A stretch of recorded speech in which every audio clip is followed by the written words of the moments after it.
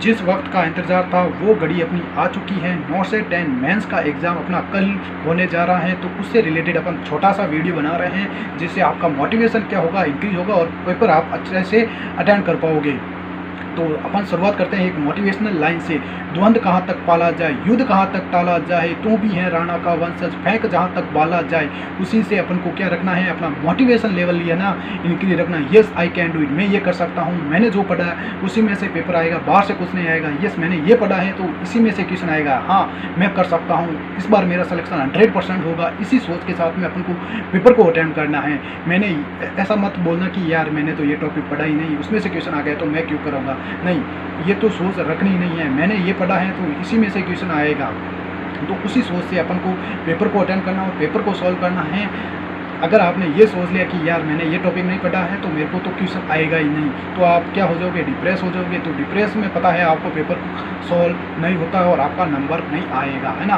तो मोटिवेशन अपन को क्या रखना है, yes I can do, yes I can do it. थोड़ा सा भी अपन को क्या नहीं, टेंशन नहीं रखनी है यार मैंने ये टॉपिक नहीं पढ़ा, नहीं, जो अपन को टॉपिक नहीं आ रहा है ना उसमें से 1 या 2 क्वेश्चन आ सकता है, बाकी तो अपन को पढ़ा हुआ है ना, उस पर मेरी डिपेंड नहीं करती हैं। जो क्वेश्चन बाहर से आया है या अपन बोल सकते हैं अपन को नहीं आ रहा, उस पर अपनी मेरी डिपेंड नहीं करेगी। जो अपने अटैम्प्ट किया, जो क्वेश्चन सबको आ रहे हैं उसी पे क्या होगी, मेरी डिपेंड करेगी, है ना। 135 से 145 तक तो आपको क्वेश्चन अटैम्प्ट करने ही करने हैं, है ना। तो इससे कम तो आप क्वेश्चन अटैम्प्ट मत करके आना। नेगेटिव मार्किंग बिल्कुल आपको कम से कम करनी है। नेगेटिव मार्क पे ही आपकी क्या होगी, मेरी डिपेंड करेगी। अगर आपने नेगेटिव मार्किंग ज़्यादा कर दी है तो आपका नंबर मतलब बहुत पीछे रह सकता है और जो अपनी रैंक होगी वो बहुत पीछे रहेगी, जिसके कारण अपना सिलेक्शन नहीं होगा और एम्स नहीं मिल पाएगा।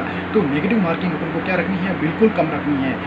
पेपर को अपन को कैसे अटेंड करना है, पेपर को देखो बिल्कुल इजी तरीके से बिना किसी टेंशन के साथ में पहले क्वेश्चन को पढ़ना है ना, अच्छे से आंसर उसका देना है। देखो पहला जो क्वेश्चन आ रहा है ना, हाँ सबसे पहले उसको अटेंड करना।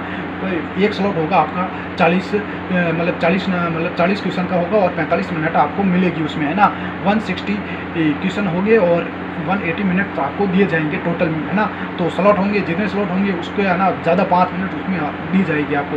तो आप 1 या 2 राउंड उसमें आराम से लगा सकते हो। तो पहले आपको क्या रखना है, पहला राउंड अपना रहेगा फास्ट ट्रैक जैसा रहेगा। जो क्वेश्चन आ रहा है वो 100% आ रहा है वो करना है अपन को, है ना।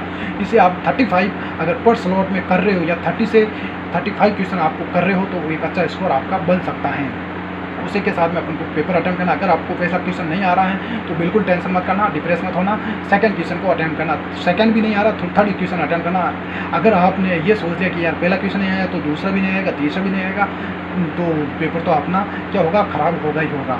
उसी के साथ में मैं एक और लाइन बोलना चाहता हूँ, लग चुकी है तलब जीत की, अब खुद को आग में झोंक देंगे।